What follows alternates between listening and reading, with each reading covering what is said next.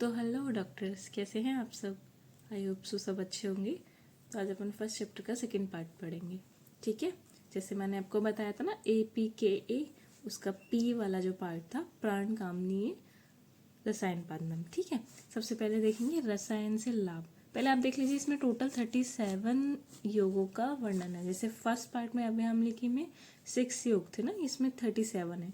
ठीक है, तो रसायन से लाभ कौन कौन से होते हैं ये तो आप जनरली लिख देंगे। आरोग्य देने वाला, वय स्थापक होता है, आलस्य दुर्बलता को दूर करता है, वात पित्त कफ को सम करता है, ओज को बढ़ाता है, प्रभाव वर्ण स्वर आदि को उत्तम करता है। और भी बहुत सारे हैं जो भी आपको समझ में आए लिख सकते हैं। ठीक है, ग्राम्य आहार से हानि, मतलब ग्राम्य आहार मतलब है कि जो अविरुद्ध आहार है, अविशासन पे है, या फिर बिना डाइजेस्ट हुए पहले ही खा लिया है, या फिर असमय भोजन, ये सब जो भी होते हैं ना, जो भी मतलब ऋतु के अकॉर्डिंग नहीं खाया है, तो ये सारे ग्राम्य आहार में आएंगे। तो इससे क्या होगा, वात पित्त कफ प्रकोपित हो जाएंगी, मांसपेशियां शिथिल हो जाएंगी।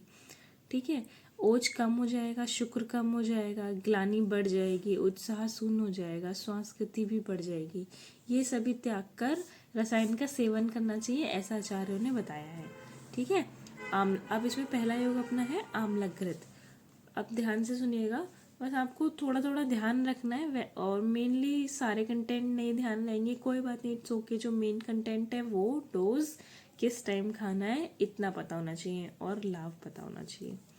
ठीक है, तो उत्तम आमले का स्वरस लेंगे, 1 गधा पुराना कल्क लेंगे 1/4। ठीक है, और उसमें 1 अड़क गौघृत मिलाएंगे, उसको सिद्ध कर देंगे। अब ये सिद्ध करने के बाद जो उत्पन्न हुआ है उसको दोबारा से विदारी कंद के स्वरस में और जीवंती के कल्क में सिद्ध करेंगे। ठीक है, फिर से जो सिद्ध करके हमें प्राप्त होगा उस द्रव्य को 4 गुना दौदुग्ध और बरियरा मूल और अतिवला क्वाथ तथा शतावर कल्क से सिद्ध करेंगे, और ऐसा 100 बार या 1000 बार करते हैं। ठीक है, तीनों विधियां 100 बार करनी है, तो कितना हो गई, 300 बार हो जाएंगी। और अगर 1000 बार करेंगे तो 3000 बार हो जाएंगी। उसके बाद मधु और शुगर, मतलब दोनों चीजें ऐड करनी है, दोनों चीजें ऐड करके इसका सेवन करेंगे। ठीक है, और जिसमें से अगर कंपैरिजन की जाए तो ऑफ कोर्स जो 1000 बार सिद्ध किया जाएगा वो ज्यादा लाभप्रदायक होगा। ठीक है, ये सारी बातें आप लाइन्स बढ़ाने के लिए लिख सकते हैं। सेवन कब करना है, कैसे करना है, सेवन 1 बार करना है, ध्यान रहे 1 बार करना है। जैसा हमारा रोगी होगा उसकी अग्निबल के हिसाब से करना है, प्रतिदिन प्रातःकाल करना है। ठीक है, और 3 वर्ष तक सेवन करने से जो पर्सन होता है वो 100 वर्ष तक की आयु को प्राप्त करता है। निराबाध स्त्री संभोग, मतलब कोई बाधा नहीं होती उससे, स्त्री संभोग में बहुत इजीली और अच्छे से निराबाध स्त्री संभोग करता है। ठीक है, उसके बाद आम्लक घृत के लाभ।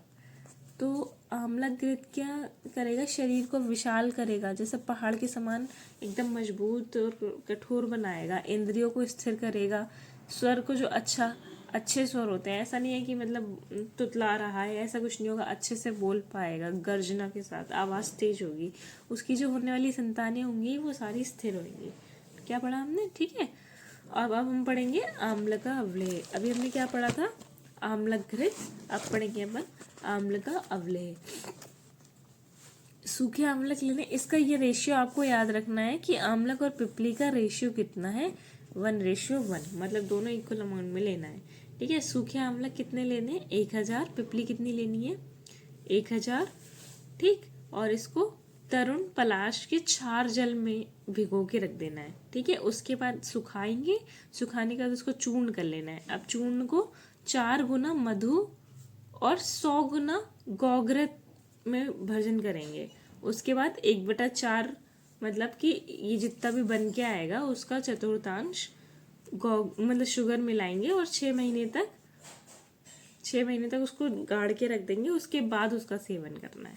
ठीक, प्रातःकाल सेवन करना है, सायकाल में सेवन नहीं करना है। जनरली जो होती है मेडिसिन आयुर्वेद की, उसे प्रातःकाल के ही बारे में सेवन करने को बताया जाता है। ठीक है, 100 वर्ष तक जीवित रहता है, शरीर अच्छा होता है, ये सारे रसायन के लाभ हैं, आप लिख सकते हैं। उसके बाद आएगा आम्लक चूर्ण। याद रखना है कि आम्लक चूर्ण नहीं है, अवलेह है। इसमें आंवले का चूर्ण यूज किया जाता है, इसलिए इसको चूर्ण कहा जाता है। ओके। 1 आर्डक आंवले का चूर्ण लिया, उसमें 1000 आंवलक स्वरस, ठीक है। 1 आर्डक आंवले का चूर्ण और 1000 आंवले का स्वरस लेंगे, 21 दिन तक भावित करेंगे। बहुत बहुत बहुत ज्यादा इंपॉर्टेंट बात है, 21 दिन तक भावित करेंगे, ठीक है। आंवलक चूर्ण में 21 दिन तक भावित करेंगे। आगे हम पढ़ेंगे आंवलक ब्रह्म रसायन है, उसमें 21 बार मतलब भावित करना होता है, ठीक है। 21 दिन तक भावित करेंगे आंवलक चूर्ण में। उसके बाद छाया में सुखाएंगे उसको। छाया में सुखाने के बाद उसको प्रॉपर, अब देखो भावना देंगे तो थोड़ा सेमी सॉलिड फॉर्म तो आएगा। उसके बाद इसको चूर्ण बना लेंगे। उसके बाद क्या करेंगे, 2 आड़क मधु लेंगे और गौघृत लेंगे और अष्टवांश क्या लेंगे, पिपली, और 1/4 चीनी लेंगे। इन सबको मिला के प्रावट ऋतु में राख में गाड़ देंगे, ठीक है। राख में गाड़ देंगे। उसके बाद वर्षा जो होगी, वर्षा ऋतु, मतलब ये इसको भी, ये 2 ऋतुओं के बीच की ऋतु को प्रावट कहा जाता है। उसके बाद जब वर्षा ऋतु के अंत आए तो अंत में उसको निकाल लेंगे और उसका सेवन करेंगे। विडंग अम्ले के बारे में भी दिया गया है, इतना कुछ खास नहीं है, बस नाम पता होना चाहिए आपको। नागबला रसायन बहुत ज्यादा इंपॉर्टेंट है, सिडा रोम्बिफोलिया, ठीक है। नागबला मूल को पीसकर, बहुत इजी है कैसे बनाना है इसको, नागबला मूल को पीसकर 1 पल कर्ष, ठीक है, या फिर 1 पल या फिर 1 कर्ष दुग्ध के साथ प्रातःकाल सेवन करना है, ठीक है। प्रातःकाल, देखो कहा था ना प्रातःकाल, फिर से प्रातःकाल आ गया। ये एक संदिग्ध औषधि है, ठीक है। और जो आचार्य सुश्रुत कहते हैं कि इसे टीवी में रसायन का काम करती है। ये संदिग्ध इसीलिए है क्योंकि कुछ लोग इसको अलग तरीके से बता रहे हैं, कुछ अलग बता रहे हैं, ठीक है। तो आचार्य सुश्रुत बता रहे हैं कि इसको टीवी में रसायन का काम करती है, कुछ लोग अलग बीमारियों में इसको बता रहे हैं। इस पर बहुत ज्यादा रिसर्च चल रहा है। आप चाहें तो आप भी आगे चलकर इस पर रिसर्च कर सकते हैं। ये मतलब अभी बहुत ज़्यादा इम्पोर्टेंट कंटेंट है, और अगर अच्छे से रिसर्च हो जाती है तो फिर तो कोई बात ही नहीं है यार। अभी नागबला रसायन पढ़ाया था ना, वैसे ही 19 बलादी रसायन है, ठीक है। 19 बलादी रसायन मतलब जिस तरीके से नागबला का प्रयोग कर रहे थे ना, उसका मूल की चूर्ण बना के और 1 कर्ष दुग्ध के साथ, उसी प्रकार से इन्हीं बलादी रसायनों का प्रयोग करना है, ठीक है। इसमें कौन कौन से आपको नाम पता होना चाहिए बस, ठीक है। बला, अतिबला, ये अतिबला है, बला, अतिबला, श्वेत चंदन, ठीक है, कालागार, धन, तिनिश, खदिर, शीशम, असन, पुनर्नवा, और ये सारे जीवनी गण वाले, अमृता, अभया, धात्री, मुक्ता, श्वेता, जीवंती, सतावरी, मंडूकपर्णी, स्थिरा, ठीक है। ये सब आपको याद होने चाहिए, नाम याद होने चाहिए। नाम आप अच्छे से 2-3 बार पढ़ोगे तो नाम याद हो जाते हैं। इतना तो फर्स्ट ईयर सेकेंड ईयर में याद किया ही है ना। स्वरस और दुग्ध के साथ इसका सेवन करना है, इनका भी, ठीक है। उसके बाद अपन पढ़ेंगे भल्लातक के बारे में। भल्लातक का शीर, मतलब उसका जो दुग्ध होएगा, उसका आपने देखा होगा, भल्लातक को ऐसे तोड़ो तो उसमें से दूध निकलता है ना।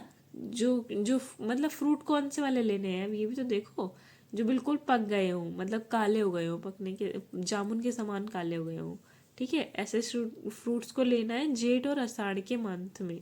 उसके बाद उसे जौ राशि में रखेंगे। 4 महीने के बाद, मतलब 4 मंथ के बाद लेंगे, ठीक है। अगर आपको हिंदी के महीने याद हो तो बात तो फिर तो बहुत अच्छी बात है। जेठ आषाढ़ में अगर गाड़ेंगे तो 4 महीने के इसका बोएंगे पूस में आके, तो पूस में उनको निकाल लेंगे, ठीक है। अब ये चीजें याद रखनी है कि 1000 बिलावे का प्रयोग करना है, ठीक है। पहले दिन 10 बिलावे खाने हैं, ठीक है, और उसके बाद 21वें दिन 30 बिलावे खाने हैं, फिर धीरे धीरे करके फिर से कम करने हैं और 10 बिलावे पे आ जाना है, ठीक है। इसी तरीके से भल्लातक छौद्र है, 1 भाग भल्लातक का लेंगे और उसमें 8 भाग मधु मिलाएंगे और 2 भाग घृत बनाएंगे। अब देखो छौद्र है तो ये तो मिलेगा ही मिलेगा, है ना।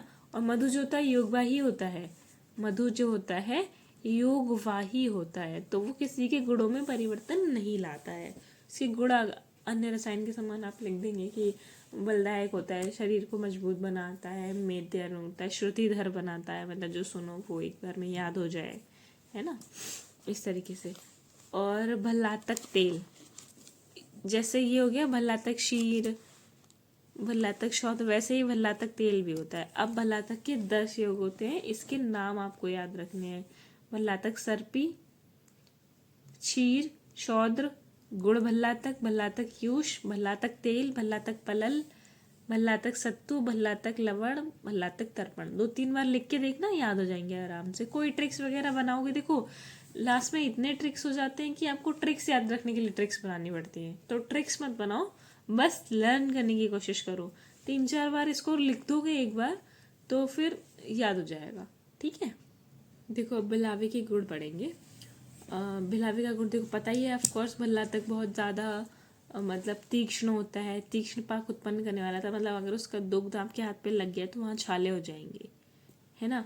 तो लेकिन अगर इसको विधि पूर्वक यूज़ किया जाता है तो ये अमृत के समान है, इसलिए लिखा गया है भवन्ते अमृत कल्पानी। ठीक है, विधि पूर्वक यूज़ करने पर अमृत के समान है। अब क्या है, भल्लातक कफज रोग का शत्रु है। ये श्लोक आपको याद करना है। ठीक है, वाइवा में आपसे पूछा जा सकता है। कब्जो न स रोगस्ति न विबंधो अस्ति कशन यम न भल्लातकम न छिद्रंगम मेधा अग्निवर्धनम। कोई ऐसा विबंध या कोई ऐसा कफज रोग नहीं है जो भल्लातक विधि से, मतलब अगर उसको सही विधि पूर्वक यूज किया जा रहा है उससे सही ना हो जाए। ये मेधा और अग्नि को बढ़ाता है। तो रसायन में आपको हमेशा ये लिखना ही लिखना है कि मेधा अग्नि को बढ़ाता है। आई होप सो आपको ये वीडियो पसंद आई होगी, और पसंद आई होगा प्लीज़ प्लीज़ प्लीज़ अच्छे से प्यार दीजिएगा। Thank you so much.